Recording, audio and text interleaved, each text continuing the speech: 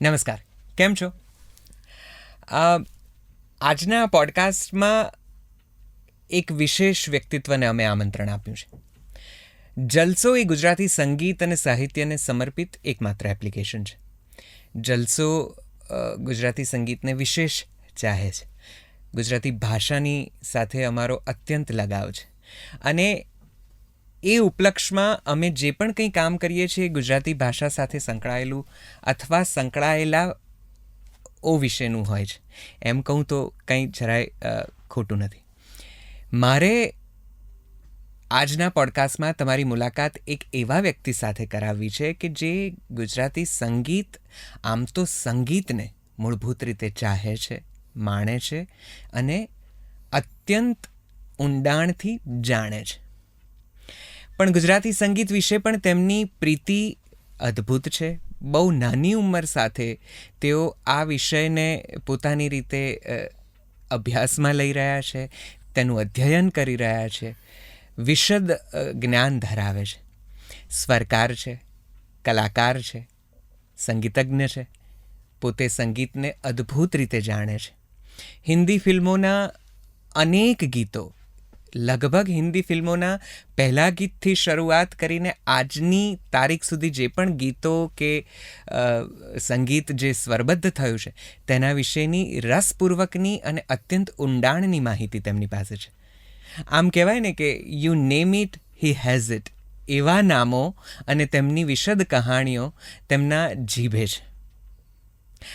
આમ પાછા હિન્દી સાહિત્યના પ્રોફેસર છે.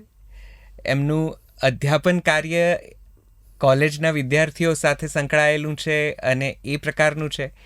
પણ સંગીત તેમનો મૂળભૂત જીવવાનો વિષય છે, એમ કહું તો જરાય ખોટું નથી. મારી સાથે ખૂબ દિલથી, પ્રેમથી આવકારો આજના આપણા ખૂબ માનવંતા મહેમાન હાર્દિક ભટ્ટને. થેન્ક યુ સો મચ હાર્દિકભાઈ. Thank you very very much for joining us. તમારો પણ ખૂબ ખૂબ આભાર કે આ ઘણું જ ગરિમામય મંચ છે. આજના આ નવા માધ્યમ જે આપણી સામે આવી રહ્યા છે, ઇન્સ્ટાગ્રામ છે, ઘણું બધું. સ્કૂલમાં ભણતા હતા ત્યારે વિચાર્યું નહોતું કે આવી પણ કોઈ દુનિયા હશે. એટલે આ એક નવી સૃષ્ટિ છે. બિલકુલ. અને એ સૃષ્ટિમાં આટલું સરસ એક મિશન લઈને આપ ચાલી રહ્યા છો, તો આ અનુષ્ઠાનમાં જે કંઈ નાનકડી આહુતિ હું દઈ શકું એનો મને આનંદ છે. Thank you so much. આજના આ પોડકાસ્ટમાં, આ કોન્વર્સેશનમાં હાર્દિકભાઈ પાસેથી એટલી બધી રસપ્રદ માહિતીઓ અને વાતો આપણે જાણવાના છે. કદાચ આ થોડું દીર્ઘ પોડકાસ્ટ થાય, આ કોન્વર્સેશન થોડું લાંબુ થશે, પણ તમને આની એક એક ક્ષણ માહિતીસભર નીવડશે એવી મને શ્રદ્ધા છે. હાર્દિકભાઈ, સૌથી પહેલાં જ સંગીત સાથે આપનો બહુ નાની ઉંમરથી પનારો શબ્દ કદાચ નથી યોગ્ય, છતાં પણ આપ સંગીત સાથે લગભગ બહુ નાની ઉંમરથી સંકળાયા. તમને એની બારીકીઓ વિશેની બહુ ઝીણી જેને કહેવાય સમજણ એ બહુ નાની ઉંમરથી પડી. આપના દાદા પણ સંગીત સાથે બહુ ગાઢ રીતે સંકળાયેલા હતા. થોડીક તેના વિશે વાત કરો અને પછી મને એ જણાવો કે ગુજરાતી સંગીતમાં આપને રસ ક્યારથી પડવા માંડ્યો. એ કયું ગીત હતું કે જે કદાચ તમને ગુજરાતી સંગીત કે કોઈ કલાકાર તમને ત્યાં ખેંચી ગયું? એટલે વાત થોડી લાંબી છે. જી. હું એવું માનું છું કે જે મારા વડીલો મને જે મારા બાળપણની વાત કરતા હોય, કેમ કે બાળપણમાં સાવ બાલ્યાવસ્થામાં તો આપણી સ્મૃતિમાં જે સંસ્મરણો હોય આપણને પૂરા યાદ પણ ન હોય, અણસમજુ હોઈએ. તો મારા ઘરમાં સવારે રેડિયો શરૂ થાય અને છેલ્લે જય હિન્દ બોલાય ત્યાં સુધી રેડિયો વાગતો સતત. અને મારા મમ્મીને પણ રેડિયો સાંભળવાનો શોખ. મારા દાદા પોતે ખૂબ સારું ગાતા અને પંડિત ઓમકારનાથજીના એ ઘણા નિકટના સ્નેહીમાના હતા. એમની પાસે સંગીતની તાલીમ પણ લીધી. ઘરમાં એ માહોલ હતો. મારા દાદી પણ બહુ સારું ગાતા અને મારા પરદાદા જે હતા એ હવેલી સંગીતના તજજ્ઞ. ઓહ. એટલે આજે આપણા ગુજરાતમાં જે હવેલી સંગીતના કીર્તનો માટે મોટું નામ છે વિઠ્ઠલદાસ બાપોદરા, જી જી જી જી. એ મારા પરદાદાના શિષ્ય. ઓહો. એમને પખવાજ પકડતા એમણે શીખવી. વાહ. અને કેકા શાસ્ત્રી જી. જે આટલા વિદ્વાન મૂર્ધન્ય વિદ્યા પુરુષ ગુજરાતના, કેકા શાસ્ત્રી અને મારા પરદાદા બંને સાથે ભણેલા. જી. અચ્છા. કેકા શાસ્ત્રીના સહાધ્યાયી મારા દાદા પણ હતા, ઉત્સવલાલ પુરાણિક. ઓકે. અને પંડિત પંચાયતન જેને કહેવાય છે એ બદ્રીનાથ શાસ્ત્રી પાસે વડોદરામાં રહીને ભણ્યા હતા. એમના સહાધ્યાયી હતા કેકા શાસ્ત્રી અને ઉત્સવલાલ પુરાણી. મારા દાદા એ લોકો તો પણ સહાધ્યાયી. 100% મારા પરદાદા તમારા દાદાને ઓળખતા હોય વાહ. એવું બની શકે. બિલકુલ. કાશીનાથ ભટ્ટ એમનું નામ. બિલકુલ હું સાંભળું છું. મારા દાદાએ જે પુસ્તક લખ્યું છે, કે મારા મોટા કાકાએ જે અમારા વંશ પરંપરાગત પ્રણાલી વિશે જે પુસ્તક લખ્યું છે, એમાં એમનો ઉલ્લેખ છે. યસ. વાહ. તો કાશીનાથ ભટ્ટનો હું પ્રપૌત્ર. વાહ. મળીને ઓર આનંદ. હા. જી, કન્ટિન્યુ. સોરી. એટલે એ પ્રકારે ઘરમાં આ પરિવેશ હતો. બીજું કે એવા પરિવારમાં મારો જન્મ કે જ્યાં પરંપરાની ગંગા વહેતી હતી. બરાબર છે. એટલે મને નાનપણથી જ મારા દાદા ઘણી બધી ભાષાઓ જાણતા. એમને 8 ભાષાઓ આવડતી. એટલે મારી અંદર ભાષાની ચેતના પણ ક્યાંક ને ક્યાંક દાદાના કારણે જાગી. એ ઉપરાંત અમારી ઘરે ઘણા બધા કલાકારો આવતા હતા દાદાના હિસાબે. કરેક્ટ. કે ભીખુદાન ગઢવી અમારે ત્યાં આવતા, દિવાળીબેન આવતા, પ્રફુલભાઈ આવી ગયા છે ઘણી વખત. પછી આપણે ઈતર કહીએ તો રફી સાહેબ આવ્યા છે, મુકેશજી આવ્યા છે. તો એ બધો માહોલ કે એ બધો પરિવેશ મેં નાનપણમાં જોયો. એટલે ઘરમાં કલા, સાહિત્ય અને સંસ્કૃતિ આનો સુમેળ હતો. દાદા આ ફિલ્ડમાં એટલે ન આવ્યા સંગીતના, કેમ કે બ્રાહ્મણોના પરિવારમાં એવું હતું કે આ બધું વંઠેલનું કામ છે. એટલે એ સમય એવો હતો કે તમે જો કીર્તન સિવાય કાંઈ ગાઓ તો એ એલાઉડ નહોતું. રાઈટ. કે નાટક ચીટકના ગીતો ન ગવાય. રાઈટ. પણ દાદા ગવર્મેન્ટમાં ક્લાસ 1 ઓફિસર હતા. એ જીઆઈસી એટલે જનરલ ઇન્સ્યોરન્સ કંપની બ્રિટિશ ટાઈમમાં, આજે ન્યૂ ઇન્ડિયા કોર્પોરેશન, એમાં એક્ઝિક્યુટિવ મેનેજર હતા. ભણેલા હતા. જુનાગઢથી એ મુંબઈ 1938માં મુંબઈ આવ્યા. હવે એ સમયે એમને મુંબઈ જઈને એમને ફિલ્મનો શોખ હતો. અને એ સમયે ખરેખર ફિલ્મ પ્રત્યે જે અણગમો હતો એવી ફિલ્મો બનતી પણ નહીં. એટલે કે એક સુસંસ્કૃત પરિવાર બેસીને સાથે જોઈ શકે એવી ફિલ્મોની પરંપરા હતી. એટલે ખરેખર સિનેમાનું માધ્યમ સંસ્કાર કરવા માટે હતું. એ રીતનું એમાં સર્જન થતું. તો એ 1938માં મુંબઈ આવ્યા અને મુંબઈ એ નોકરીમાં લાગ્યા. હવે ફાયદો એ હતો કે યુનિવર્સલ મેઇન કંપનીની જ આ કંપની હતી, ન્યૂ ઇન્ડિયા કોર્પોરેશન.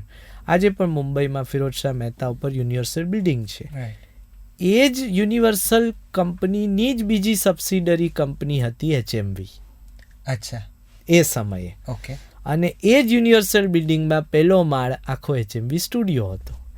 એટલે દાદા જ્યાં નોકરીએ જાય એ બીજો માળ અને એ જ લિફ્ટમાં પહેલે માળે એચએમવી સ્ટુડિયો. એટલે બધા આર્ટિસ્ટો એમને રોજ મળવાનું થાય એ રીતનો. અને એમનો પોતાનો શોખ હતો. અને અમારા ઘરમાં થાળીબાજુ હતું એ સમયે. એ થાળીબાજા માટે પણ મારા દાદાએ 2 નોકરીઓ કરી હતી. કેમ કે થાળીબાજુ ત્યારે બહુ ગરિમાની વસ્તુ હતી. અને જો તમારે ત્યાં થાળીબાજુ હોય તો બધા જોવા આવે કે ઓ આને ત્યાં ગ્રામોફોન છે. તો એ રેડિયો ને આ બધા સંસ્કાર હતા. એટલે હું એવું માનું છું કે હું ગર્ભથી ગીતો સાંભળું છું. ઘરમાં એ માહોલ હતો.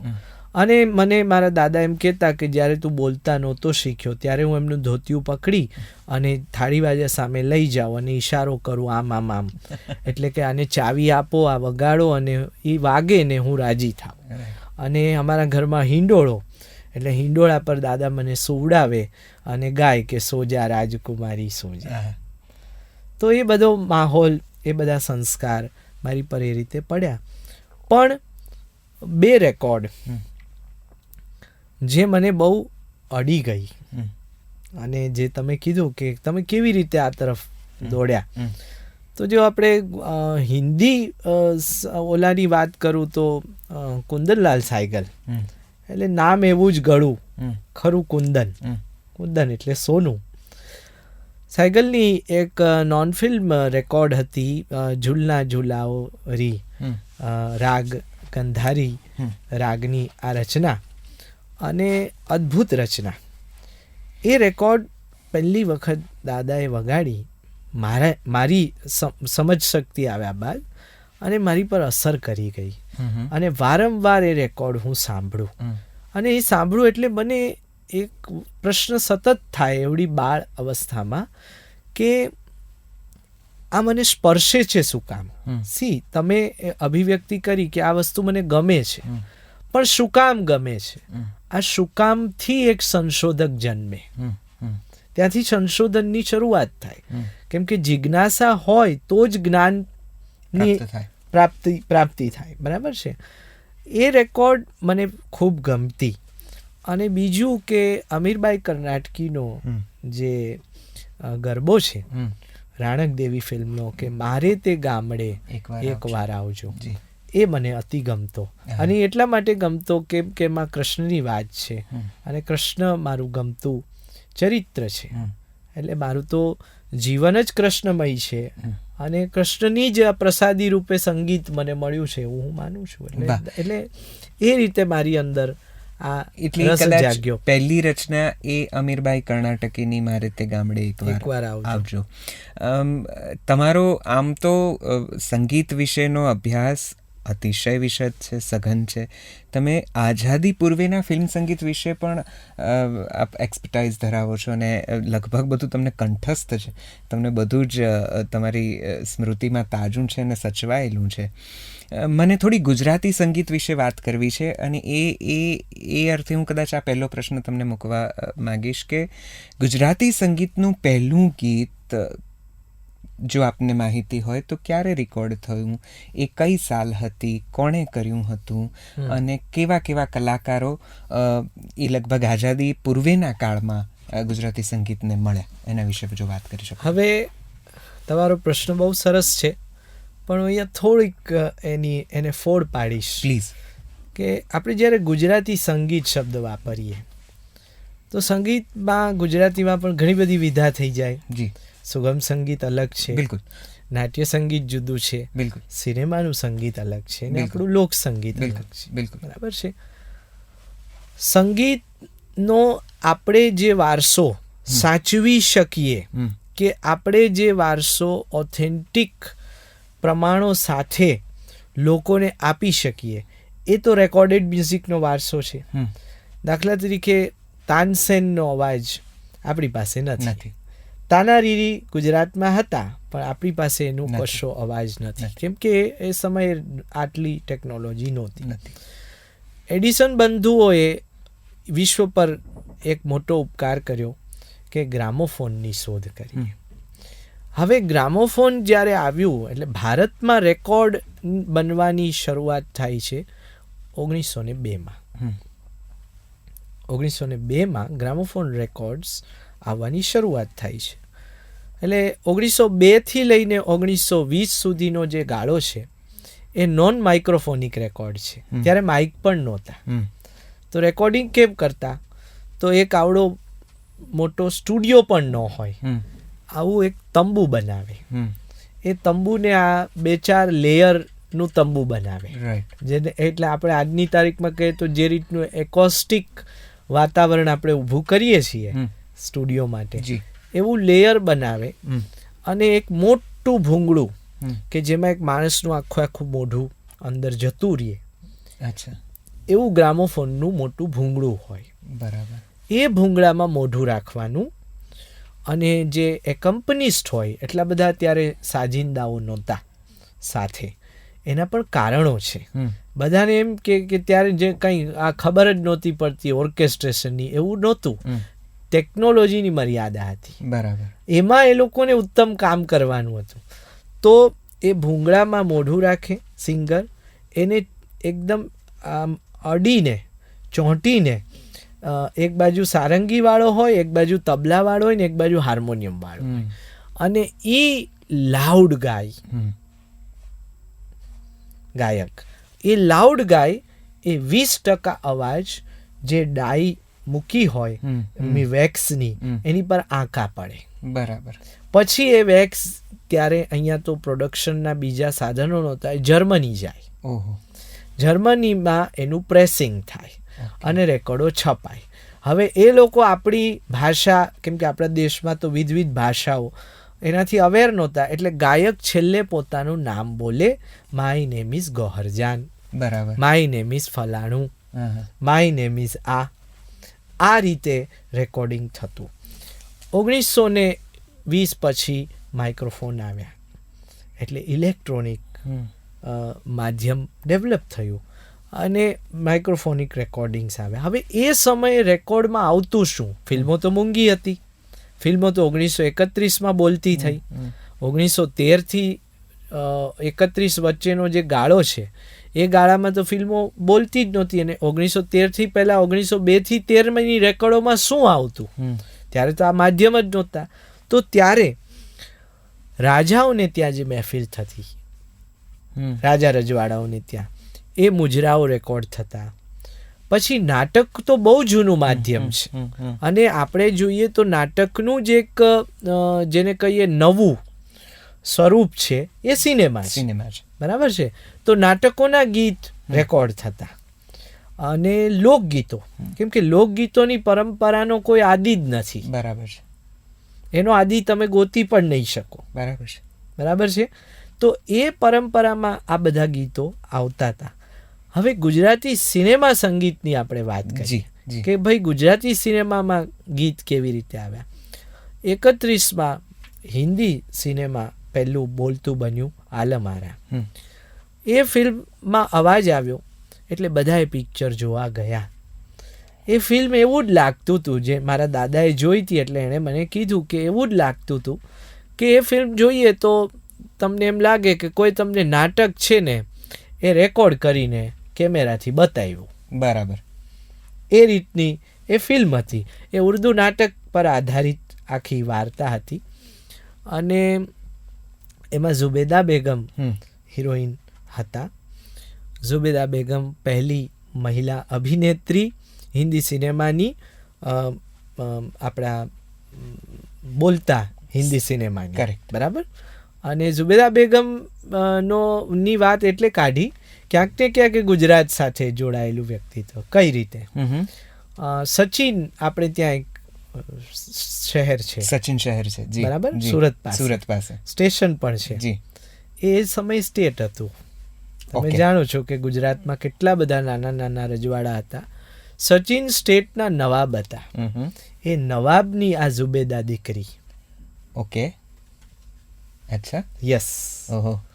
એ એમાં હિરોઈન હતી. વાહ. ભારતના પહેલા બોલતા ફિલ્મમાં.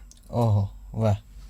અને એ ઝુબેદાની માં ફાતિમા બેગમ એ ભારતીય સિનેમાની પહેલી મહિલા ડાયરેક્ટર. ઓહો. બરાબર. એટલે એ ઝુબેદા બેગમ એ એવી પછી દરેક પ્રદેશમાં, એટલે દરેક રાજ્યોમાં પણ એવા ફિલ્મ મેકરો આગળ આવ્યા કે હવે આપણે બોલતી ફિલ્મો તરફ ગતિ કરીએ. અચ્છા, તો એ ફિલ્મ મેકરોમાં આપણે સાગર મૂવી ટોન, એક બહુ મોટી કંપની, ચિમનલાલ દેસાઈ એના મુખ્ય વડા, અને ચિમનલાલ દેસાઈએ સાગર મૂવી ટોન કંપનીની સ્થાપના કરી. જલપરી એનો એક સિમ્બોલ, લોગો એ ફિલ્મ કંપની. અને એ જમાનો એવો હતો કે જ્યારે ફિલ્મ ઇન્ડસ્ટ્રી શબ્દ નહોતો. દરેક સ્ટુડિયો હતા. અને સ્ટુડિયો એટલે શું? એક પ્રકારનું હાઉસ જ કે જ્યાં બધા નોકરી કરે, અને ત્યારે બધા નોકરી જ કરતા. આજે જેમ કરોડો રૂપિયા કલાકારોને મળે છે એક એક ફિલ્મ માટે, જી કે એક એક ફિલ્મનું મ્યુઝિક કરવા કે લેખન માટે, એવું ત્યારે નહોતું. હા, દરેક કલાકાર એનો બાંધેલો પગાર હોય, જી. એ પગાર મળે. અને એ સ્ટુડિયોની પિક્ચર આવતી હોય એટલે એમાં એ જ આર્ટિસ્ટ હોય, એ બરાબર નક્કી જ હોય કે આ ચહેરા આમાં દેખાશે. બરાબર છે. પછી એમાં અલગ અલગ કોમ્બિનેશન ન હોય. બરાબર એ છે. કંપનીના લખવાવાળા પણ નિર્ધારિત હોય, એના સંગીતકારો પણ નિર્ધારિત હોય, એના વાદકો પણ પગાર પર હોય ને એના ગાયકો પણ પગાર પર હોય. બરાબર છે. હવે ત્યારે પ્લેબેક નહોતું, એટલે જેમ ફિલ્મમાં અવાજ રેકોર્ડ થઈ શકે એ ટેકનોલોજી આપણે શીખ્યા, તો એવી રીતે કોઈ પડદા પર કામ કરતું હોય ને એનો અવાજ બીજાનો આપીએ ને એનું સિંક્રોનાઇઝિંગ કરીએ, જે આજે તો બધું સરળ છે આ કમ્પ્યુટર આવ્યા પછી, પણ એ સમયે કઠિન હતું. કરેક્ટ. એટલે એ વસ્તુને માટે થઈને જેને ગાતા આવડે એ જ હીરો બની શકે કે હિરોઈન બની શકે. પછી એ ગોરું હોય કે ન હોય, એને ગાતા આવડે એટલે હીરો. અચ્છા, બસ ગાતા આવડવું જોઈએ. વાહ. તો સાગર મૂવીટોન કંપની આગળ આવી, એણે પહેલું ગુજરાતી પિક્ચર નરસિંહ મહેતા 1932માં 4 એપ્રિલ 1932 વેસ્ટ એન્ડ સિનેમા, એટલે આજે બોમ્બે સેન્ટ્રલનું નાસ સિનેમા, ઓહો, એમાં એનો પહેલો શો. વાહ. એટલે આમ ગુજરાતીઓ તરીકે આ બહુ પ્રાઉડ લેવાની ઘટના છે કે 1931માં બોલતું સિનેમા આવ્યું અને લગભગ એકાદ વર્ષમાં આપણી ભાષાની પહેલી બોલતી ફિલ્મ આપણને જોવા મળી, નરસિંહ મહેતા. હવે નવાઈની વાત એ છે, એ ફિલ્મના સંગીતકાર પણ મહારાષ્ટ્રીયન. એમાં નરસિંહ મહેતાનો રોલ કરવાવાળા એક્ટર પણ મરાઠી નટ. ફિલ્મ માં નરસિંહ મહેતાનો રોલ કરેલો મારુતિ રાવે. ઓકે. મારુતિ રાવ એ જમાનાના મરાઠી રંગભૂમિના બહુ ગરિમામય નટ હતા. જેમ આપણે ત્યાં એક સમયમાં માસ્ટર અશરફ ખાન ને આ બધા હતા, એ ગરિમા ધરાવતું વ્યક્તિત્વ. અને મરાઠી પ્રજા આપ જાણો છો, રંગભૂમિને સમર્પિત ને વરેલી પ્રજા, ને નાટ્ય સંગીતની એ લોકોની પણ સમૃદ્ધ પરંપરા. અને SP રાણે એના સંગીતકાર. અચ્છા. એ ફિલ્મના. ઓકે. ઉમાકાંત દેસાઈ, આપણા ઉમાકાંત ભાઈને મેં જોયા છે. આ પહેલી ગુજરાતી બોલતી ફિલ્મના એકમાત્ર વ્યક્તિત્વ જેને મેં રૂબરૂ જોયા છે, આ નાનકડા હાર્દિક ભટ્ટે, એ ઉમાકાંત દેસાઈ. એનો પણ એક પ્રસંગ છે. એ ઉમાકાંત ભાઈએ એમાં કૃષ્ણનો રોલ કર્યો હતો, ને એમાં રાધા હતી સોહરાબ મોદીના ધર્મપત્ની મહેતાબબાનું. એણે એમાં રાધાનો રોલ કર્યો હતો. આ રીતે આપણું ગુજરાતી પિક્ચર નરસિંહ મહેતા આવ્યું. પણ એ ફિલ્મ પહેલું હતું, બોલતું હતું, એટલે લોકોએ જોયું. અને નરસિંહ એ હંમેશા ગુજરાતી પ્રજાને સ્પર્શતો વિષય છે, કેમ કે ગુજરાતી કવિતા નરસિંહના ખભા પર ઊભી છે.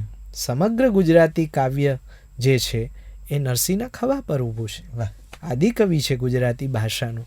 એટલે અદ્ભુત એમાં બધા મહેતાજીના જે પ્રચલિત પદો છે એ જ ગીત સ્વરૂપે હતા. પણ ફિલ્મમાં એ મારુતિ રાવેને એ લોકોએ ગાયા હશે એવું આપણે માની લેવાનું, કેમ કે ત્યારે પ્લેબેક નહોતું. એની રેકોર્ડ ન બની. એમાં જેટલા ગીતો હતા એની રેકોર્ડ ન બની. હવે એ ગીત આપણને તો જ મળી શકે જો આપણને પ્રિન્ટ મળે. હવે અહીંયા હું થોડો ઘણો ગુજરાતથી નિરાશ છું કે આપણે ક્યાંક ને ક્યાંક વારસો સાચવવામાં બહુ જ પછાત છીએ, બહુ જ પાછળ છીએ. એટલે આ ફિલ્મ બળી ગયું. આર્કાઇવ્સમાં એનું એક પોસ્ટર જે ફિલ્મનું લાગે બહાર, એ પોસ્ટર અને એની બુકલેટ એટલે એક પ્રચાર પુસ્તિકા આવતી, જેમાં એમાં કોણ મેકઅપ મેન છે, કેમેરામેન છે, ગીતના બધા શબ્દો પૂરા લખેલા, એવી બુકલેટ આવતી હતી એ સમયે પિક્ચરની. અને ફિલ્મ થિયેટર હોય એની બાજુ બાર એક આનામાં ને 2 આનામાં મળતી હતી. એ બુકલેટ અને આ પોસ્ટર એના સિવાય કશું જ નથી અરે બાપરે, આપણી પાસે અરે બાપ, એ ફિલ્મ સંબંધી. અને એ એટલે આપણી પાસે કોઈ એનો હવે એ પ્રિન્ટ મળે તો એમાં ગાયેલા ગીતો મળે, સાંભળવા મળે. કરેક્ટ. એટલે એ પિક્ચર એવી રીતે ગયું. એના પછી રણજીત મૂવી ટોન, બહુ મોટી કંપની, ગુજરાતે 2 સરદાર આપ્યા. એક તો દેશના જે સરદાર થયા સરદાર વલ્લભભાઈ પટેલ, અને એક જેને સિનેમા જગતે સરદારની ઉપાધિ આપી, ભારતીય સિનેમાના સરદાર, સરદાર ચંદુલાલ શાહ, જી, મૂળ આપણા જામનગરના. બરાબર. અને ચંદુલાલ શાહે રણજીત મૂવી ટોન જે સ્થાપના કરી. રણજીત મૂવી ટોન એ જમાનાની બહુ મોટી ફિલ્મ કંપની, અને એનું નામ પણ રણજીત એટલે રાખ્યું છે કે એનો લોગો હતો એક ઘોડા પર એક યુવાન બેઠો છે. એ યુવાન કોણ છે? એ યુવાન એટલે જામ રણજીતસિંહ. રણજીતસિંહજીએ એમને પૈસા આપ્યા હતા એટલે એણે રણજીત મૂવી ટોન નામ રાખ્યું, અને ગોહર મામજીવાલા સાથે પાર્ટનરશિપમાં ફિલ્મ કંપની સ્થાપી. એ ચંદુલાલ શાહ પણ ગુજરાતી હતા એટલે એણે ગુજરાતી ફિલ્મો તરફ પદાર્પણ કર્યું. સતી સાવિત્રી નામનું 1932માં રણજીતે એક પિક્ચર બનાવ્યું. 31-32માં આ 32ની સાલમાં 2 જ ફિલ્મો આવી. 33માં કોઈ ફિલ્મ આવતી નથી. 34ની સાલમાં વિજય શંકર ભટ્ટ જે પ્રકાશ સ્ટુડિયો, અંધેરી રેલવે સ્ટેશનમાં જૂનો ફાટક હતો, ત્યાં પ્રકાશ સ્ટુડિયો હતો. આજે હું ત્યાંથી પસાર થાઉં તો મોટું બિલ્ડિંગ છે, કોઈને ખબર નથી મુંબઈમાં રહેતાને કે અહીં એક જમાનામાં પ્રકાશ સ્ટુડિયો હતો. તો એ પ્રકાશ સ્ટુડિયોમાં ફિલ્મ બની સંસાર લીલા. આ સંસાર લીલા પિક્ચરમાં રાજકુમારી હિરોઈન હતા. આ રાજકુમારી એટલે સુન બેરી બલમ સચ બોલ રે ઇબ ક્યા હોગા, એ ગીત જેણે ગાયું છે એ રાજકુમારી, એ એમાં હિરોઈન હતા. અને લલુભાઈ નાયક એમાં સંગીતકાર હતા, જે જૂની રંગભૂમિના જ સંગીતકાર હતા. અને એમાં પણ ઉમાકાંત દેસાઈ હીરો હતા. અને ઉમાકાંત દેસાઈનું બીજો એક પરિચય આપું કે ગાંધીજીએ પોતાના જીવનમાં એક માત્ર જે ફિલ્મ જોઈ હતી રામરાજ્ય, એમાં જેણે લક્ષ્મણનો રોલ કર્યો છે એ ઉમાકાંત દેસાઈ. એટલે એ પિક્ચર સંસાર લીલામાં 4 ગીતો ગ્રામોફોન રેકોર્ડ પર આવ્યા. અને એમાં પહેલું ગીત તરસ્યાને પાણી પાશો, હું તરસી સરોવર કાંઠે, થોડું હું ગાઈ બતાવું. જી પ્લીઝ પ્લીઝ. તરસ્યાને પાણી પાશો, તરસ્યાને પાણી પાશો, હું તરસી સરોવર કાંઠે, અથડાતી વાટે ઘાટે, જગ જોઈ રહ્યું છે તમાશો, તરસ્યાને પાણી પાશો. આ ગીત રસકવિ રઘુનાથ બ્રહ્મભટ્ટે લખ્યું હતું. રાજકુમારીની આ રેકોર્ડ તરસ્યાને પાણી પાસો અને બીજી બાજુ નવી દુનિયા વસાવીશું ઉમાકાંતભાઈનું એનું ડ્યુએટ, આ રેકોર્ડ ત્યારે ચાલી. અને એમાં એક ક્લાસિકલ મુજરા ટાઈપ પણ ગીત હતું, એક જ લટ વિખરાણી બાલમ, એક જ લટ વિખરાણી. એટલે આ પ્રકારે પહેલી ગુજરાતી ફિલ્મના ગીતો સંસાર લીલાથી આવ્યા. એની પહેલાના ગીતો આપણી પાસે રેકોર્ડ ફોર્મમાં નથી. તો ગુજરાતી સંગીત લગભગ 1933માં જે આ ગીતો દ્વારા લોકો સુધી પહોંચ્યું, એ પછી એનો ઇતિહાસ કેવો રહ્યો? એ તરત જ ઝીલાઈ ગયું, ગુજરાતીઓએ ઉપાડી લીધું, કે કારણ કે પેરેલલી હિન્દી સિનેમા પણ એ જ વખતે ગ્રો થઈ રહ્યું હતું ને એ વખતે જ મને જો હું ભૂલ ના કરતો હોઉં તો કુંદનલાલ સૈગલ કે પંકજ મલિક કે અમીરભાઈ કર્ણાટકી એ વખતે પણ, અને આપણી પાસે કદાચ પહેલી રેકોર્ડ મારી કદાચ ક્ષતિ હોઈ શકે માહિતીમાં ગૌહર જાનની આવી હતી HM વિદ કે એ વખતના જે 1902માં ત્યાંથી લઈને આ બધું પણ પેરેલલી વિકાસ થતું હતું. તો ગુજરાતી સંગીત એ વખતે હિન્દી સંગીતને સમકક્ષ હતું, ગુજરાતીઓ એના પ્રત્યે વધારે ઝૂકેલા હતા કે આપણને એ વખતે પણ આજે જેવી તકલીફ પડે છે એવી જ હિન્દી સંગીત કે હિન્દી મૂવીઝની સામે આપણે પ્રતિસ્પર્ધા હતી? કારણ કે લગભગ હું જો ભૂલ ના કરતો હોઉં તો 1960-70 સુધી તો ગુજરાતી ફિલ્મો અર્બનના લેવલ પર કે ગુણસુંદરીનો ઘર સંસાર હોય કે ત્યાં સુધી કે ગીતા દત્તે ગાયા, મોહમ્મદ રફીએ ગાયા, કેટલાક નોન ફિલ્મી ગીતો બહાર આવ્યા, એક રજકણ સૂરજ થવાને શમણે વગેરે વગેરે જે અત્યારે ખૂબ પોપ્યુલર ગણાય છે. તો આ 10-20 વર્ષોમાં ગુજરાતી સંગીત કેવું કાઠું કાઢ્યું, એને હિન્દી સિનેમાની પ્રતિસ્પર્ધા નડી કે નહીં, શું થયું? 1933 પછી ગુજરાતી સંગીત, ફિલ્મી સંગીત રાધર કેવી રીતે વિકસ્યું ને ક્યાં પહોંચ્યું ને કેવી રીતે આગળ વધ્યું? 1932માં મેં તમને કીધું કે પહેલું નરસિંહ મહેતા પિક્ચર આવ્યું અને રેકોર્ડેડ જે ફિલ્મ મ્યુઝિક છે એ 1934ની સંસાર લીલા ફિલ્મથી આવ્યું. 34થી લઈને 40 વચ્ચે 5-6 ફિલ્મો છે. એ ફિલ્મોના પણ રેકોર્ડ્સ મળે છે. અમુક મળે છે, અમુક નથી મળતી. હું ઘણા વર્ષોથી અમુક ગોતું પણ છું. એના પછી 1941થી 1945 ગુજરાતી સિનેમામાં શૂન્ય અવકાશ છે. એક પણ ફિલ્મ નથી, એટલે લગભગ પિક્ચર જ નથી બન્યું. 1941થી 1945. ઓહો, આ 5 વર્ષમાં કોઈ પણ ગુજરાતી ફિલ્મ મેકરોએ ફિલ્મ બનાવી જ નથી. શું કામ નથી બનાવી એના કોઈ અધિકૃત પ્રમાણસભર માહિતી નથી. ઓકે. પણ આ સમય દરમિયાનમાં એક પણ પિક્ચર આવતું નથી. હવે આપણો જેને સ્વર્ણિમ કાળ કહીએ ગુજરાતી સિનેમાનો, એ શરૂ થાય છે 1946થી. સનરાઈઝ ફિલ્મ કંપની અને એના VM વ્યાસ, એ જમાનાના બહુ મોટા ફિલ્મ મેકર, જેણે નૂરજહાંનો અહંકાર પણ તોડેલો. હા, એ ગજાના VM વ્યાસ.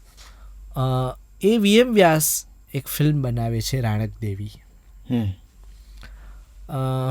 દુલારી એમાં હિરોઈન છે. જી જી. દુલારી એટલે કોણ? તો કે જો પડોસન ફિલ્મ જોઈ હોય એમાં સુનિલ દત્તની મામીનું જે કામ કરે છે દુલારી. જી જી. એ દુલારી એમાં હિરોઈન છે અને નિરૂપા રોય પહેલી વખત એ ફિલ્મથી પ્રવેશે છે. બરાબર, રાણક દેવી તરીકે. રાણક દેવી ફિલ્મથી, બરાબર છે. એ ફિલ્મનું સંગીત ગુજરાતના સિનેમા સંગીતને ન રાષ્ટ્ર કક્ષાએ પણ વૈશ્વિક કક્ષાએ મૂકી આપે છે. એટલે BBC જેવા માધ્યમો પણ આપણા રિજનલ જે ગીતો વગાડતા એમાં એ રેકોર્ડો વાગે છે.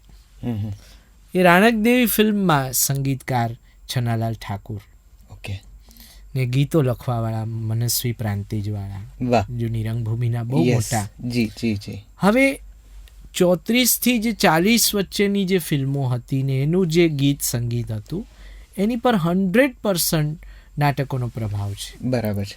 પેરેલલ હિન્દી સિનેમામાં પણ 31થી 35માં જે ગીતો છે એ બધા પર નાટ્ય સંગીતનો પ્રભાવ છે. મરાઠીમાં પણ એવું છે અને બંગાળીમાં પણ એવું છે. બરાબર. પછી આપણે જેને કહીએ કે સિનેમા સંગીતને એક નવો આકાર આપવો, કે એની એક સરસ મજાની મૂર્તિ બનાવવાનું કામ પછીના સંગીતકારો કરે, એમાં હું જેને ગુજરાતી સિનેમા સંગીતના ભીષ્મ કહું છું એ છનાલાલ ઠાકુર. અવિનાશ નહીં, એ છનાલાલ ઠાકુર. છનાલાલ ઠાકુરે બહુ ઓછી ફિલ્મોમાં સંગીત આપ્યું, પણ એણે જે સંગીત આપ્યું એ અદ્ભુત આપ્યું. આ પિક્ચરના 2 ગીતો ખૂબ આપણું જે પ્રેક્ષક ને શ્રોતા વર્ગ છે એને પણ કદાચ આ ગીતો ખ્યાલ હશે. એક તો એમાં મોતીબાઈનું ગીત હતું, લાખ લાખ દીવડાની આરતી ઉતારો. આ ગીત ખૂબ ચાલેલું. અને બીજું મારે તે ગામડે એકવાર આવજો. હવે આ સમય એવો હતો સાહેબ કે નાટ્ય ક્ષેત્રના લોકો સિનેમાના માધ્યમને હજી એક્સેપ્ટ કરતા ક્યાંક ને ક્યાંક એની અંદર એક સંકોચ હતો, એક ખટકો હતો, એક બીક હતી. કેમેરો નવો હતો કે આ કેમેરામાં શું હોય, કેવું હોય. જેમ જ્યારે શરૂઆત થઈ હતી ગ્રામોફોનની ત્યારે લોકો રેકોર્ડિંગ કરવા ઉસ્તાદો એટલે ન ગયા અમુક કે આ ભૂંગળું આપણો અવાજ ખેંચી લેશે. આવી બધી ભ્રાંતિઓ, માન્યતાઓ અને ભીતિઓ હતી. હવે છનાલાલ ઠાકોર એ સમયની શિરમોર ગાયિકા અમીરબાઈ કર્ણાટકી એની પાસે ગયા. હવે આ ગીત તો ગરબો તો બધાને ખબર છે કે મારે તે ગામડે એકવાર આવજો.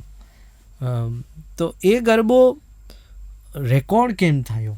હવે અમીરબાઈ કર્ણાટકી તો ગુજરાતીમાં ગાતા નહોતા, એ તો હિન્દી ગીતો પણ એને કન્નડ ભાષામાં લખી અપાતા હતા, કેમ કે કન્નડ એમની માતૃભાષા, હિન્દી દેવનાગરી લિપિ એમને આવડતી નહોતી.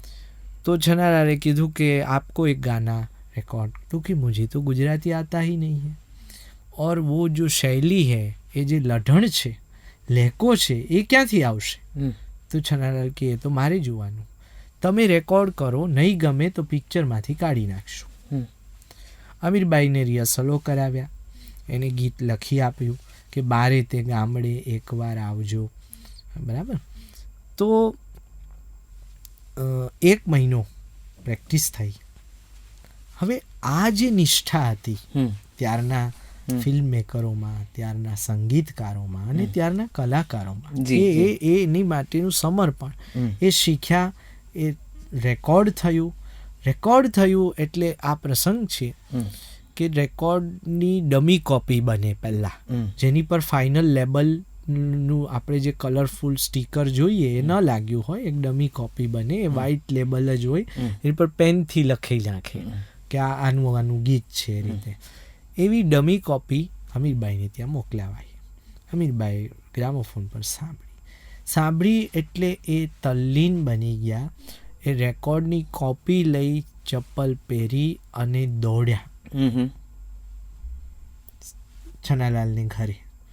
અને એણે 3 વાર કીધું, છનાલાલજી ये मैं गा रही हूँ, ये मैं गा रही हूँ, ये मैं गा रही हूँ, તો કે तुम ही गा रही हो.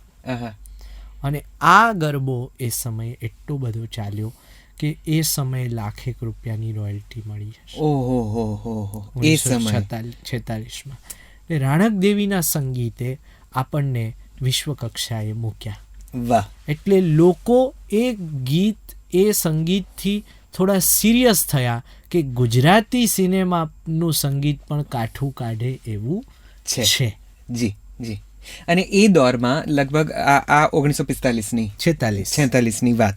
એ પછી અમીરબાઈ કર્ણાટકી પછી બીજા કયા એવા સંગીતકારો અને ગાયકો ગુજરાતી ફિલ્મ ઇન્ડસ્ટ્રીને કે ગુજરાતના એ વખતના ફિલ્મ જગતના પરિપ્રેક્ષ્યમાં જોઈએ તો કોને એવા કયા ગાયકો, કયા સ્વરકારો આપણને મળ્યા કે જેણે ગુજરાતી સંગીતને એક જરા જુદા લેવલ પર મૂકી આપ્યું? એ પછીનો દોર કેવો રહ્યો?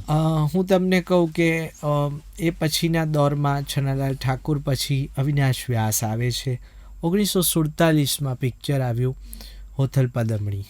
એ ઉપેન્દ્રભાઈ વાળું હોથલ પદમણી જૂનું. એમાં અગેન રાજકુમારી હતા હિરોઈન તરીકે.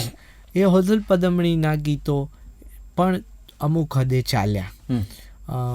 મારો મન મોરલિયો ડોલે, મારું હૈયું હિંડોળે ઝૂલે, મારો રસ ડોલરિયો ડોલે, મારું હૈયું હિંડોળે ઝૂલે, મારો મન મોરલિયો ડોલે. એવી અમુક રેકોર્ડો પ્રચલિત થઈ એ સમયે. 47માં પિક્ચર આવે છે બીજું ગુણસુંદરી.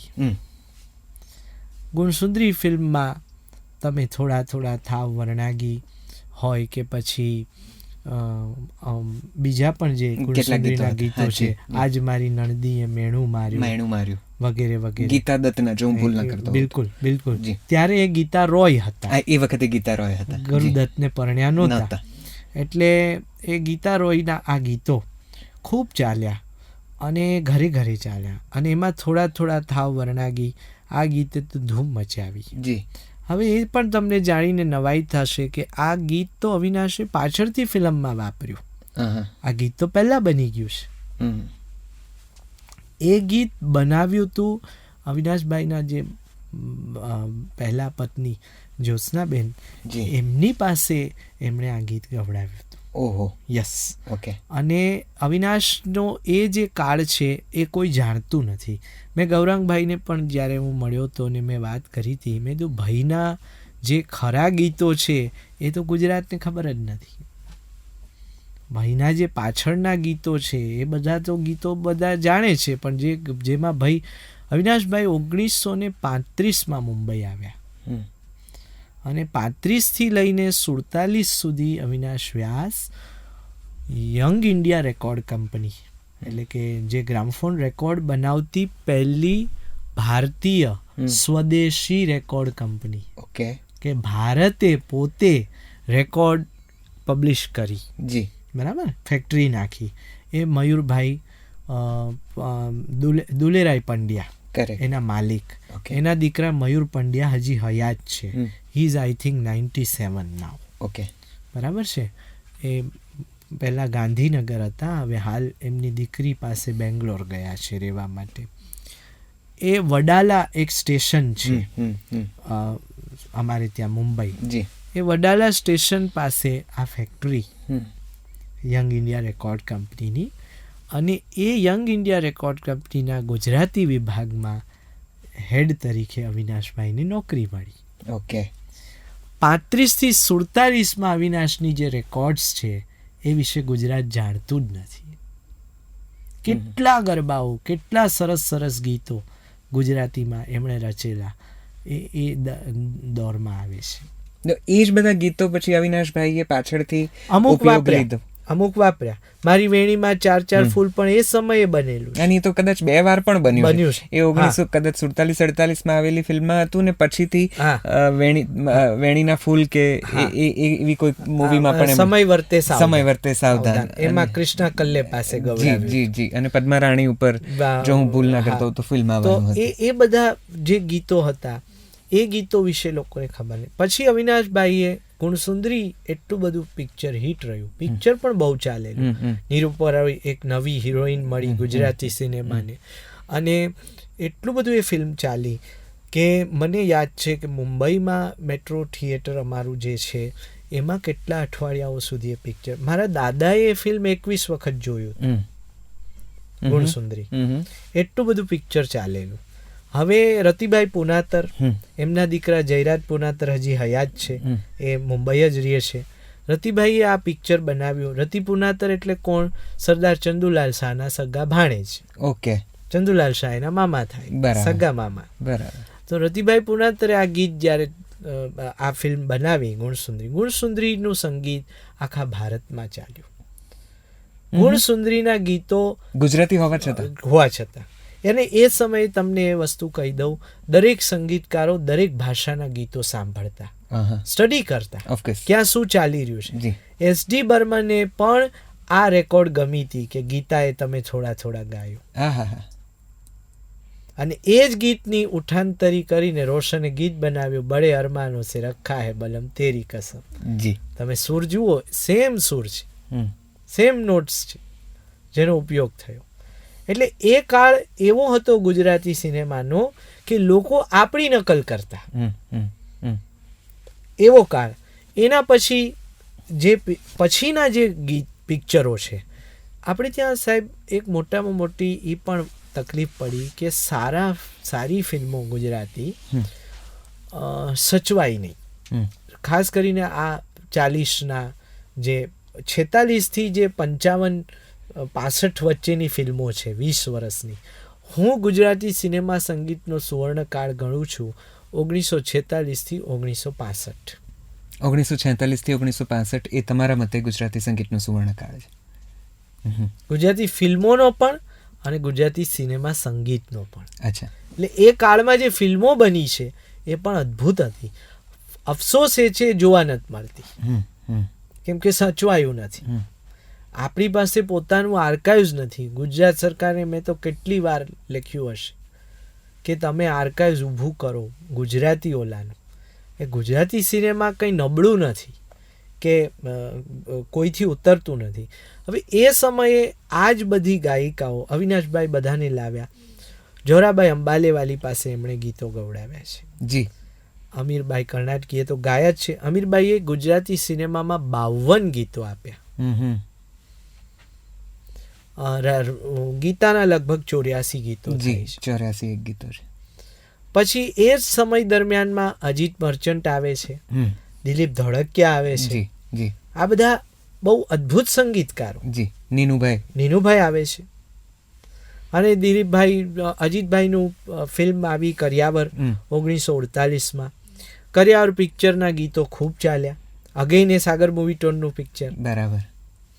અને એમાં તમને જાણીતું ગીત મુકેશનું ગોરી જાજા ન રહીએ ગુમાનમાં, એનું ને ગીતાનું ડ્યુએટ છે, અમે થાક્યા કરીને મનામણા. અગેન એ જ ફિલ્મમાં એક ફાગણ મહિનાની જે આખી વસંતની વાત છે, એ ફાગની વાત છે, એવું એક સરસ ગીત. હવે આ પિક્ચરની એક બીજી બહુ રસપ્રદ વાત કરું. જી. આ ફિલ્મના ગીતકાર કોણ? ચૈતન્ય. હવે ચૈતન્ય એટલે કોણ ચૈતન્ય? એનું ઓરિજિન ક્યું? એ ક્યાંના હતા? આ ચૈતન્ય એટલે આપણા મહાન અત્યારના નાટ્ય જગતના અભિનેતા સનત વ્યાસના બાપુજી ગીજુભાઈ વ્યાસ. ઓહો, અચ્છા, એમ. વાહ. ગીજુભાઈ વ્યાસે આ એકમાત્ર ફિલ્મમાં ચૈતન્ય નામથી ગીતો લખ્યા છે. વાહ. અને આ પિક્ચરમાં એક ગાયન છે જે મને બહુ ગમે છે ગીતાનું. મને માર્યા નેણાના બાણ રે, હે મને માર્યા નેણાના બાણ રે વાલમજી વાતોમાં, મને નેહ ભરે નેણ લે લજાવી વાલમજી વાતોમાં. ક્યા વાત. પાપણ પલકાર કીધા કામણ અધીથડા, પ્રીત કેરા કોડ રાજ જાજે રાજા ગયા, મહેરામણ ખૈયા ના હેલે ચડા છે આજ, કે હવે આવ્યા છે અવસર સોહામણા સોહામણા. આ આટલી સરસ ભાષા, આટલું સરસ મ્યુઝિક. અજીતભાઈનું સંગીત. અજીત મર્ચન્ટે આમાં એક ડ્યુએટ ગાયું છે મીના કપૂર. મીના કપૂર એટલે સંગીતકાર અનિલ બિશ્વાસના ધર્મપત્ની. મીના કપૂર પંજાબી હતા, એમને ગુજરાતી ના આવડે. હવે એમને રિહર્સલ કરાવે. શબ્દો છે કેસુડાની કળીએ બેસી, ફાગણીઓ લહેરાય, રૂડો ફાગણીઓ લહેરાય, ઉમંગ જાગે કંઈક નવેલી, મનડું જોલા ખાય, મારું મનડું જોલા ખાય. હવે અજીતભાઈ કે બીના લ છે, અળ છે, હિન્દીમાં લ નથી, અળ નથી.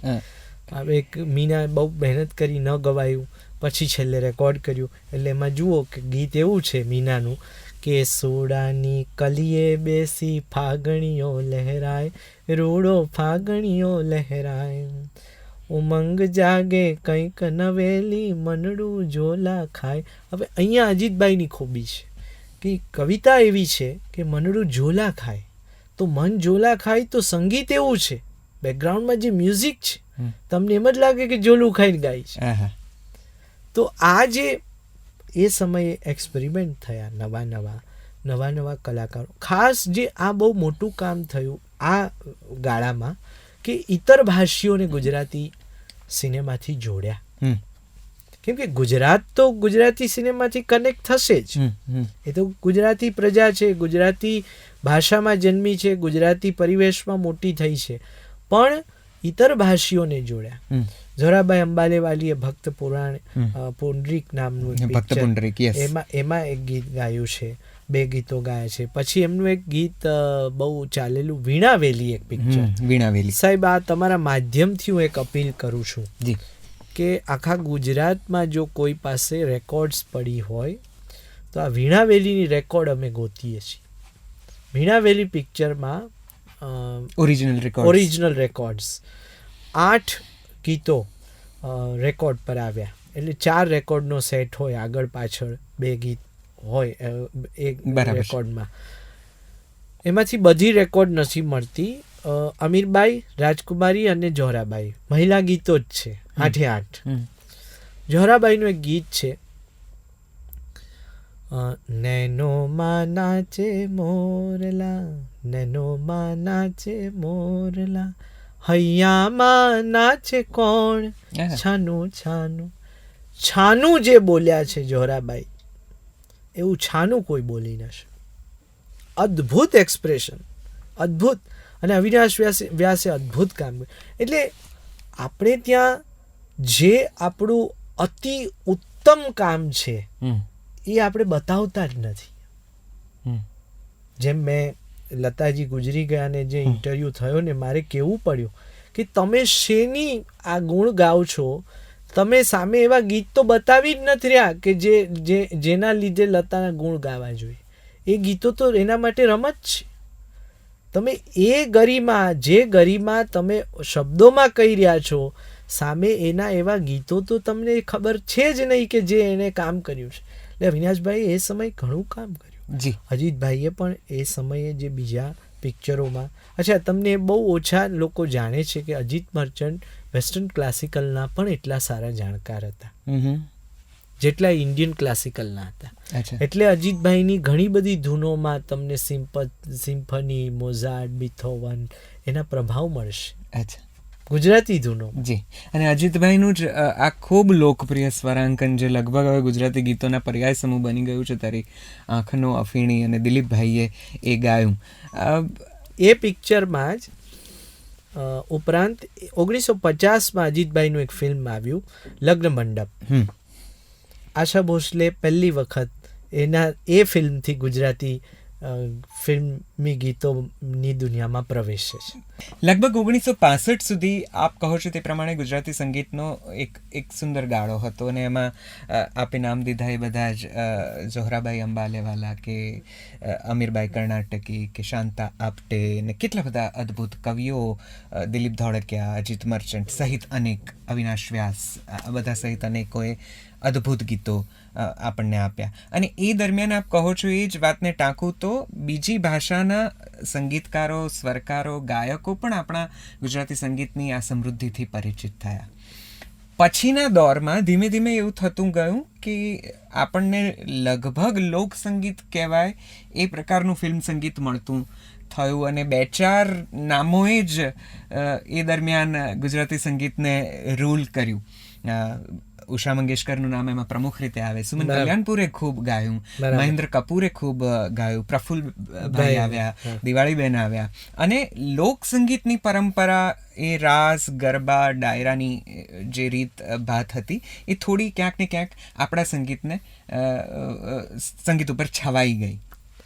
એટલે એ 1965 પછી એવું તો શું બન્યું કે આખે આપણા આટલી સંગીતની આ જે અદ્ભુત કાવ્ય સંગીત, ફિલ્મ સંગીતની જે પરંપરા હતી એણે કરવટ બદલી. આમ તો હિન્દી સિનેમા માટે પણ એવું કહેવાય છે કે ગોલ્ડન એરા કે વિન્ટેજ એરા હતો એ લગભગ 65-67 સુધીનો હતો, અને પછીથી જરા જુદા પ્રકારના સંગીત તરફ આપણે રૂખ કર્યું. ગુજરાતી સંગીત પણ પેરેલલી એ જ તરફ ગયું. લતા દીદીએ એ દરમિયાન કદાચ 52-58 ગુજરાતી ગીતો આપણને આપ્યા છે. એક રચકણ સૂરજ મળે ને હંસલા હાલો ને બીજા કેટલા બધા નોન ફિલ્મી બધા જ. 65 પછી આપણો આ સમય કઈ રીતે કરવટ બદલે છે? એટલે એમાં બે વસ્તુ છે કે 65 પછી 65 થી 70નો પણ જો આપણે ગાળો પકડીએ 5 વર્ષનો, તો ત્યારે અમુક સારી ફિલ્મો ઘણી ગાંઠી આવે છે. મહેશ કુમારને લોકોનું વધારે સંગીત જગતમાં પગાર પણ થાય છે ને એમણે પોતાના સંપૂર્ણ જીવનમાં જો ઉત્તમ ગુજરાતી સિનેમાને કંઈ આપ્યું હોય તો તાનારીનું સંગીત. બિલકુલ એનો ઉલ્લેખ મારે કરવો જ પડે ગુજરાતી સિનેમા સંગીતની વાત કરતા હોય તો. પણ બાકી 65 પછી 3-4 વસ્તુઓ ભાગ ભજવે છે. એક, અભ્યાસી ડાયરેક્ટરો અને પ્રોડ્યુસરો ઓછા થઈ ગયા. એટલે કે નવા વિષયો શોધવા, સારી નવલકથાઓ. ગુજરાત પાસે આટલી બધી સરસ નવલકથા, આટલું સમૃદ્ધ સાહિત્ય, છતાં આપણે ત્યાં સાહેબ તમને નવાઈ લાગશે કે 1932થી શરૂ કરું અને અત્યારની તમે હેલ્લારો સુધી આવું તો સાહિત્યિક કૃતિ આધારિત માત્ર 86 ફિલ્મો છે. માત્ર 86 ફિલ્મો, બરાબર? 86 ફિલ્મો મળે છે, જે પ્યોરલી સાહિત્યિક કૃતિના આધાર પર બની હોય. એમાં સૌથી પહેલી ફિલ્મ બે ખરાબ જણ 1936માં આવે છે, જે અગેન સાગર મૂવીટોન બનાવે છે. અને સાગર મૂવીટોન બે ખરાબ જણ એ મુનશીના નાટક પરથી બનેલી ફિલ્મ છે 1936માં. મોતીલાલ અને શોભના સમર્થ હતા એમાં. શોભના સમર્થ, યસ, શોભના સમર્થ એટલે નૂતનના મમ્મી, કાજોલના અને એના નાની, કાજોલના નાની, બરાબર છે, નૂતનના મમ્મી શોભના સમર્થ, એ એમાં હિરોઈન હતા અને મોતીલાલ હીરો હતા. અને એ ફિલ્મમાં શોભના સમર્થ ને મોતીલાલે ગુજરાતીમાં ગીતોય ગાયા છે. અચ્છા, યસ. એ જ શરૂઆતના જે ગાળામાં જુઓ તો પૃથ્વી વલ્લભ પિક્ચર સોહરાબ મોદીએ ગુજરાતીમાં પણ બનાવ્યું હતું. એમાં સરસ્વતી દેવીનું સંગીત હતું ને લલિતા દેઉળકરે બધા ગીતો ગુજરાતીમાં ગાયા હતા. હવે એ પછીના ગાળામાં જે પાછળ પછી 3 વસ્તુ ભાગ ભજવે છે. એક, એ પછી સિનેમા કળાનું માધ્યમ ન રહ્યું, બરાબર છે, એ ધંધાનું માધ્યમ થઈ ગયું. એટલે હવે આમાંથી રૂપિયા ઊભા કરવા માંડો, ગમે એ થાય.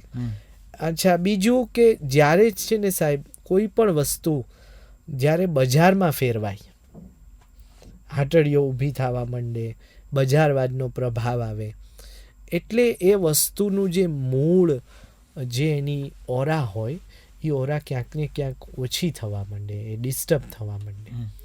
એટલે એક તો બજારવાદ ઊભું થયું. બીજું કે ગુજરાતી પ્રોડ્યુસરોનું ઓડિયન્સ માત્ર ગામડા રહી ગયા. એણે ગામડાના જ ઓડિયન્સને રાજી રાખવા ફિલ્મો બનાવી, એવું હું માનું છું. એવું કેવી રીતે થયું? કારણ કે એક આખો દોર હતો, જ્યારે જો હું ભૂલ ના કરતો હોઉં તો મહેંદી તે વાવી માળવે, એ ફિલ્મમાં તો રાજકુમાર અને રાજેન્દ્ર કુમાર અને ઉષા કિરણ જેવા માતબર કલાકારો હતા, અને લગભગ એનો પરિપ્રેક્ષ્ય અર્બન હતો. ગુણસુંદરીનો પણ પરિપ્રેક્ષ્ય ઘણો મુંબઈની કમાણી, મુંબઈમાં સમાણી. સાહેબ, એવા પિક્ચરો એટલે બનાવ્યા કે આ જે વાવાઝોડું હતું, એ વાવાઝોડામાંથી ક્યાંક ને ક્યાંક ગુજરાતી ફિલ્મોને બહાર કાઢવી હતી. બરાબર. એટલે એ પ્રોડ્યુસરોએ એવા ગણ્યા ગાંઠ્યા ફિલ્મો એ દોરમાં, એ દોર પછી 65ના દોર પછી, પણ એ લોકોએ પ્રયાસ કર્યો, પણ એ પ્રયાસ અમુક હદે સફળ ન થઈ શક્યો જેવો થવો જોઈએ. એની શૃંખલા ન ચાલુ થઈ, બરાબર, એક પરંપરા ન ઊભી થઈ શકી આખી. રવિન્દ્ર દવેએ ઘણો પોતાના સમયે પ્રયત્ન કર્યો, મનરસ કપૂરે ઘણો પ્રયત્ન કર્યો, ઇવન ચાપસીબાએ પછીના જે દોરમાં અમુક ફિલ્મો આપી એમાં એમણે પણ પ્રયત્ન કર્યો, કૃષ્ણકાંતે પણ બિલકુલ કર્યો. વિસામો જેવી સરસ ફિલ્મ આપણને મળી, બરાબર છે. તો એ બધી ફિલ્મો ને આપણે સ્ટડી કરીએ. કાશીનો દીકરો એ સમયમાં એક મીલ કા પથ્થર આપણે જેને કહીએ એવી ફિલ્મ. પણ ક્યાંક ને ક્યાંક સરકારી પોલિસી કે ગવર્મેન્ટે ખૂબ છૂટ આપી, સબસિડી આપી, એટલે તમને નવાઈ લાગશે, મરચું વેચનારા, મસાલા વેચનારા વેપારીઓએ ફિલ્મો બનાવી. એટલે કહેવાનો મારો મતલબ એ છે કે જે સિનેમાનું પોત શું છે, સિનેમાનું માધ્યમ શું છે, આ કઈ પ્રકારનું કળા જગત છે, એને જાણતા નહોતા એ બધા ફિલ્મ બનાવવા માંડ્યા. જેમ આજે આપણે હમણાંનું જે 2 યાર પિક્ચર જોયું હોય, તેમાં એક સીન છે કે ઓલું શૂટિંગ ચાલતું હોય છે, નથી કહેતા ભાઈ તોબા ઉપર ભાર આપો ને, આપણે ફાઇનાન્સર તોબાવાળા છે, એટલે તોબા. એટલે આ પ્રકારની માનસિકતા જે આવી, એટલે ગુજરાતી ફિલ્મોને નુકસાન થયું. અને બીજું કે લોકસંગીત ઊણું છે એમ બિલકુલ નથી. આપણું લોકસંગીત ઘણું સમૃદ્ધ છે, એની એક પોતાની અલગ ગરિમા છે, પરંપરા છે, અને આખી એક મોટી ગંગોત્રી છે. પણ લોકસંગીત એ સિનેમાનું સંગીત બને તો મજા ન આવે, કેમ કે સિનેમાને પોતાની એક ઇન્ડિવિડ્યુઆલિટી છે.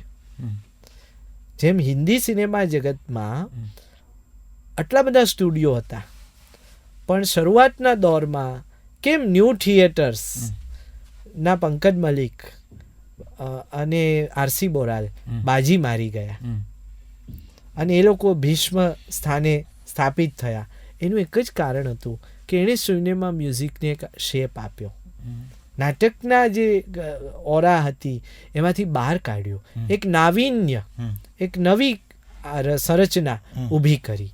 તો એવી સંરચનાનું સંગીત ક્યાંક ને ક્યાંક પાછળથી જવા માંડ્યું. નો ડાઉટ મહેંદી રંગ લાગ્યોમાં સારું મ્યુઝિક હતું, અખંડ સૌભાગ્યવતી આપણે ન ભૂલી શકાય, કલ્યાણજીભાઈ આનંદજીભાઈ અદ્ભુત સંગીત આપ્યું છે અને અદ્ભુત ગીતો એ ફિલ્મમાં. એવા ઘણા પિક્ચરો. એ પછી આપણે આ સમય વર્તે સાવધાન પણ 67નું ફિલ્મ છે, 67નું પણ સાહેબ 70 પછી તો બહુ 70 થી 94નો જે ગાળો છે ને એમાં સૌથી જાજી ફિલ્મો બની છે, ઢગલા બંધ પિક્ચરો છે, કેટલી વાર તો માંગડાવાળા છે, કેટલી વાર પાઘડાવાળા છે.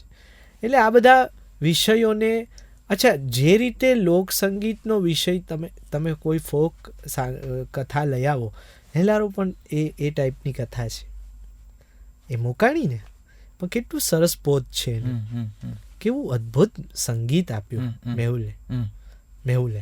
અને કેટલા વર્ષો પછી સાહેબ ગુજરાતીમાં જપતાલનો પ્રયોગ થયો.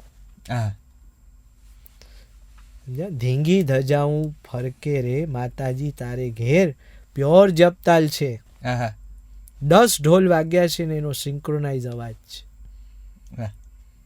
જપતાલમાં બહુ ઓછા ગીતો છે હિન્દી સિનેમામાં પણ, તો આટલું સરસ. એટલે એ વિષયને મૂકવાની જે શૈલી હતી એ બરાબર નથી. તો જેસલ તોરલ આવી પછી ગુજરાતી સિનેમાએ તો લગભગ સંપૂર્ણ રીતે કરવટ બદલી અને એ પછીથી લગભગ લોકકથાઓ આધારિત ફિલ્મો ખૂબ આવી. કલાકારોએ પણ લોકકથાઓના પાત્રો અને ચરિત્રોને ભજવવા પડ્યા. કદાચ એમની પાસે પણ એ વખતે વિકલ્પ ઓછો હશે. એ પછીની મોટાભાગની ફિલ્મોને હું એવી રીતે જોઉં છું કે મને તો એવું જ લાગે છે કે જાણે કેમ એક પર્ટિક્યુલર પ્રદેશ કે પર્ટિક્યુલર ગામડાઓ હોય એની ઓડિયન્સને રાજી રાખવા જ પિક્ચરો બન્યા. બિલકુલ. અને અવિનાશભાઈ પણ ઘણા બધા ગરબા કે લોકઢાળને આપણે ત્યાં લઈ આવ્યા અને એમણે પણ કદાચ આ જ પ્રકારે કામ કરવું પડ્યું.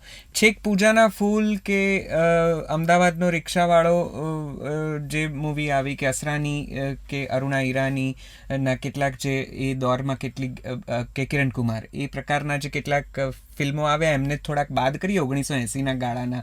તો લગભગ એ 70 થી 85 કે 80 દરમિયાન આ પ્રકારની લોકકથાઓ આધારિત ફિલ્મોએ ખાસ્સું રાજ કર્યું. આપણને ઉષા મંગેશકર મળ્યા, આપણને મહેન્દ્ર કપૂર મળ્યા, સુમન કલ્યાણપુર, ઇવન હરિહરન, અલકા યાજ્ઞિક બધાએ ગાયું છે. સલીલ ચૌધરીએ પણ સંગીત આપ્યું છે. પ્રફુલભાઈ આવ્યા, દિવાળીબેન આવ્યા. બિલકુલ.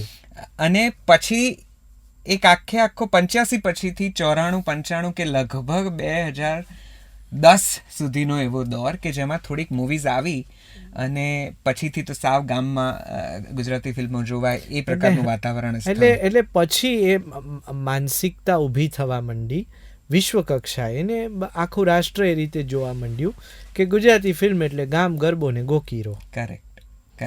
આ માનસિકતા પાછળથી થઈ. શરૂઆત તો ગુજરાતી ફિલ્મોની જે આખી યાત્રા છે એ બહુ અદ્ભુત છે. અચ્છા, કેટલા સારા ગીતો. કે જો અવિનાશભાઈને હું મળી શક્યો તો હું કહેત કે તમે આવું સંગીત શું કામ આપ્યું, તમારે કેમ આવું કરવાની જરૂર પડી, તમે આટલા શિરમોર સંગીતકારોમાંના એક સંગીતકાર છો, તમે શું કામ એ ઘરેડ સાથે કોમ્પ્રોમાઇઝ કરી નાખ્યો એમ. હાર્દિકભાઈ, અહીંયા હું એક સવાલ પૂછું, કદાચ મજા પડે. તમારા મતે ગુજરાતી સંગીતને મળેલા 3 અદ્ભુત સંગીતકારો તમારા મતે કોણ? 3 તો અઘરું છે. તમને શું જેવી નામ? 5 પંચમહાભૂત છે એમ ગુજરાતી સિનેમાને 5 સંગીતકારો હું માનું છું. એમાં નો ડાઉટ છનાલાલ ઠાકોર ખરા, અવિનાશ વ્યાસ ખરા, દિલીપ ધોળકિયા ખરા, અજીત મર્ચન્ટ ખરા, અને 5મા નામમાં નીનુ મજુમદાર ખરા. કરેક્ટ. ક્ષેમુભાઈનું નામ લેવું જોઈએ મારે, પણ એને અવસર જ નથી મળ્યો. હું તમને એ પણ પૂછવાનો હતો આ જ જગ્યાએ કે ગુજરાતી સંગીતના સૌથી અંડરરેટેડ, જેમને કહેવાય કે અન્યાય થયો, એવા થોડાક સંગીતકારો વિશે તમારે વાત કરવી હોય તો કોના વિશે વાત કરવી? ઓબ્વિયસલી ક્ષેમુ દિવેટિયા. ક્ષેમુભાઈ બહુ ઉત્તમ ગજાના સ્વરકાર અને હું એમ કહું કે જેની એક કમ્પોઝિશન કહેવારે મળેલા મનના મેળ, હર્ષિદાબેન જનાર્દનભાઈને હું જ્યારે મળ્યો હતો અમદાવાદ આવીને, ત્યારે મેં કહ્યું હતું, મને એમણે પૂછેલું મને કે હાર્દિક આ કમ્પોઝિશન તને શું કામ સ્પર્શે છે અને કેમ ગમે છે? ત્યારે મેં કીધું હતું, મેં તો આમાં જે મ્યુઝિક છે એ મ્યુઝિક અનાહત નાદની અનુભૂતિવાળું મ્યુઝિક છે. અને અનાહત નાદ એટલે એ કક્ષાનો નાદ કે જે કબીર, નરસિંહ, મીરાને સંભળાય છે, એ કક્ષાનું મ્યુઝિક છે. અને ક્ષેમુભાઈએ તો કેટલા સારા સારા સ્વરાંકનો ગુજરાતી ભાષામાં આપ્યા. પણ ક્ષેમુભાઈને પણ હું મળ્યો છું, ક્ષેમુ દિવેટિયાને પણ હું મળ્યો છું, એમની સાથે કલાકો બેઠો છું. એવા ઉત્તમ ગજાના સંગીતકાર. પણ શું હતું સાહેબ, આમાં 2-3 વસ્તુ છે. સિનેમા એવું જગત છે કે તમને થોડું ઘણું બધું આવડવું જોઈએ, સામ દામ દંડ ભેદ, તો તમે આમાં તમારી એક જગ્યા ઊભી કરો, આ તે બધું. કેમ કે પછી તો ઘણા બધા પ્રપંચો સિનેમામાં પ્રવેશવા માંડ્યા. પણ ક્ષેમુભાઈ એવાના નહોતા. એ સાધુ પુરુષ. અને એને એ ક્ષેત્ર મળે કે ન મળે, ક્ષેમુ છે. એની જગ્યા કોઈ હલાવી શકે એમ નથી. બરાબર છે. ધ્રુવનો તારાને કોઈ જુએ કે ન જુએ, એનું સ્થાન અટલ છે. અગ્રીડ. સો ક્ષેમુભાઈ એ એક બીજા એવા કોઈ નામો યાદ આવે છે જે કદાચ થોડા વધારે ઝળકવા જોઈતા હતા તમારા મતે? ક્ષેમુ દિવેટિયા સિવાય જો બીજા કોઈ નામોની આપણે વાત કરવી હોય, એટલે ગુજરાતી તો તમને કહી શકું કે જેને અવસર મળવા જોઈએ એવામાં મને નામ યાદ આવે છે સરસ્વતી દેવી. એ પારસી હતા આમ તો, અને પારસીઓ આપણા ગુજરાતી છે. સરસ્વતી દેવી એ સમયની તો બહુ મોટી સંગીતકારોમાંના એક હતા જ. એને હિન્દી સિનેમામાં જેટલો અવસર મળ્યો એવું ગુજરાતી સિનેમામાં ન મળ્યો. ગુજરાતીમાં એમણે એકાદું આજે પૃથ્વી વલ્લભ સિવાયની કોઈ પિક્ચરોમાં સંગીત આપ્યું નથી. પણ એ જો આવ્યા હોત તો હું એવું માનું છું કે ઘણું સારું. અચ્છા, અહીંયા એક બીજી વસ્તુ પણ જોવાની છે. આપણી પાસે મહિલા સંગીતકારો નથી. મહિલા સંગીતકારો તો હિન્દીમાં પણ ઓછા છે. એટલે મહિલાઓમાં સંગીત નથી એવું તો આપણે કહી ન શકીએ. મહિલા સંગીતકારોની શૃંખલા નથી લાંબી. તમે યાદી બનાવવા બેસો તો નથી. હિન્દીમાં પણ નથી, ગુજરાતીમાં પણ નથી. એક આ સરસ્વતી દેવી કે બીજા ઉષા ખન્ના, સરસ્વતી દેવી, એની પહેલા જદ્દનબાઈએ એકાદ 2 પિક્ચરોમાં સંગીત આપ્યું, નરગિસની મધર અને બીબો એટલે ઈશરત જહાં.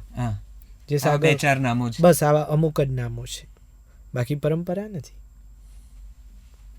તો એ પરંપરા કેમ નથી? તો એ પણ એક સંશોધનનો વિષય ખરો. કરેક્ટ. કે આ પરંપરા કેમ નથી એમ. કરેક્ટ. ગુજરાતી સંગીતમાં જો હું એમ પૂછું કે તમારા મતે ઓલ ટાઈમ ગ્રેટ કમ્પોઝર તમે કોને માનો છો? અવિનાશનું નામ તો લેવું જ પડે. એટલે જેના સંગીતનો વિનાશ નથી એવો અવિનાશ. અને નો ડાઉટ, કેમ કે અવિનાશભાઈની પાસે 2 ખૂબી છે. જેટલા સારા સંગીતકાર છે એટલા સારા ગીતકાર પણ છે. એટલે એની પોતાની આ એક જ વસ્તુ અવિનાશને બાકીના સંગીતકારોથી જુદી તારવી આપે. જેટલા સારા એ સ્વરકાર છે એટલા સારા એ શબ્દકાર પણ છે. બિલકુલ. એની કાવ્ય ચેતના પણ એટલી જાગૃત છે. કેટલા સરસ ગીતો એમના આપેલા છે. અને અમુક ગીતો તો લોકો જાણતા નથી. એમનું એક ગાયન છે સાહેબ, વીણાવેલી અગેન પિક્ચર 1949. એવી રીતે એક પિક્ચર હતું 1949નું નણંદ ભોજાઈ. નણંદ ભોજાઈમાં ઘણા બધા ગીતો સારા હતા. એમાં એક રાજકુમારીનું જ ગીત છે. તમે થોડા તો બધાએ ગીત સાંભળ્યું છે. આમાં રાજકુમારીનું ગીત છે, ભાભી તમે રહેજો તમારા ભારમાં. મને આ ગીત એટલું ગમે છે કે ભાભી તમે રહેજો તમારા ભારમાં, વહુવારું થઈ આવ્યા તમે સાસરના દ્વારમાં, વહુવારું થઈ આવ્યા તમે સાસરના દ્વારમાં, ભાભી તમે રહેજો તમારા ભારમાં. પ્રેમ કેરી મર્યાદા જીરવીને જાણજો, પ્રેમ કેરી મર્યાદા જીરવીને જાણજો, ઉઘાડું માથું ઢાંકી ઘૂંઘટડો તાણજો, બહુ ગળપણ ન શોભે કંસારમાં, ક્યા બાત હે. બહુ ગળપણ ન શોભે કંસારમાં, ભાભી તમે મારા ભાભી તમે રહેજો તમારા ભારમાં, વર ઘેલા થોડા થોડા ઘર ઘેલા જાજા, આહા. વર ઘેલા થોડા થોડા ઘર ઘેલા જાજા, રાખીને રહેજો ભાભી સાસરની માજા, રાખીને રહેજો ભાભી સાસરની માજા, બહુ ગળપણ ન શોભે કંસારમાં, ક્યા ભાભી બાત. તમે મારા ભાભી તમે રહેજો તમારા ભારમાં. આ વરઘેલી પિક્ચર નણંદ ભોજાઈની વરઘેલી, હમ. વરઘેલીનું આ ગીત અવિનાશભાઈ સંગીત, અચ્છા લખેલું પણ એમનું જ? એમનું જ, વાહ વાહ. એમનું. તો ગીતોની પણ વાત થઈ. તમને તો ગીતો બધા એટલા કંઠસ્થ છે, મોઢે છે, લગભગ 1949, 43, 32, 33 આ બધા ગીતો. મારે એક એ વાત પણ પૂછવી છે કે જો તમારા મતે ગુજરાતી સંગીતનું અત્યાર સુધીનું તમને ગમતા જો 3-4 ગીતો મારે કહેવાના હોય કે તમે જો ક્રમ આપો 1 2 3 4 5 નો, તો કયા ગીતોને આપો? એટલે એ તો પછી આપણે દાયકાવાર જવું પડે. હું એમ સેમ ઓલ ટાઈમ તમને એમ થાય કે આ કોઈ પણ દાયકાનું, ધારો કે 30s 40s 50s 60s, તમને 5 ગમતા ગીતો ધારો કે એવું થાય તો તમે કોને આપો? મારે તે ગામડે એકવાર આવજો, તમે થોડા થોડા થાવ વરણાગી, પછી મેં જે ગીત ગાયું આવે છે હવા મસ્ત હવા, મનને મારા ક્યારે લઈ જવા, એના પછી આ ભાભી તમે રહેજો તમારા ભારમાં, અને પાછળ જાઉં તો મારી વેણીમાં 4 ફૂલ, અંબોડલે સોહે સોહામણી રે ઝૂલ. વાહ. આ સંવાદ અહીંયા અટકતો નથી, અહીંયાથી તો માત્ર ચાલુ થાય છે, કારણ કે હાર્દિકભાઈનું જ્ઞાન એટલું બધું છે. હાર્દિકભાઈનો ગુજરાતી સંગીત હિન્દી સંગીતનું એક્સપ્લોરેશન મહાસાગર સમૂહ છે. એમાંથી જે 2-4 ખોબા ભરી અંજલિ ભરીને આપણે આપણા તરફ લઈ શકીએ એટલું બધું અગાધ એમનું અધ્યયન છે. આ સંવાદ અહીંયા અટકતો નથી. મેં કીધું એ પ્રમાણે આ ચાલુ થાય છે, કારણ કે હજી તો આમ પેલું કહે ને કે આ તો જરાક દાઢ સળકી છે, હજી તો શું પૂછવું, કેટલું પૂછવું. આ સંવાદનો ભાગ બીજો આપ જોવાનું ચૂકશો નહીં. હાર્દિકભાઈ સાથે અમારી વાતો કન્ટિન્યુ છે, જેમાં આપણે વાત કરીશું ગુજરાતી સંગીતના બીજા કેટલાક દોર, એ સમય વિશે, સુગમ સંગીત, લોક સંગીત અને અત્યારના ફિલ્મ સંગીત વિશે, અને જાણીશું કેટલીક એવી અવનવી માહિતી જે કદાચ આપણે અત્યાર સુધી ક્યારેય સાંભળી નથી. આના બીજા ભાગમાં, આ સંવાદના બીજા ભાગમાં આપણે ચોક્કસથી મળીએ છીએ. તમે ક્યાંય ના જશો. Thank you Hardikbhai. As of નાવ અત્યારે થેન્ક યુ વેરી મચ. આભાર. Thank you.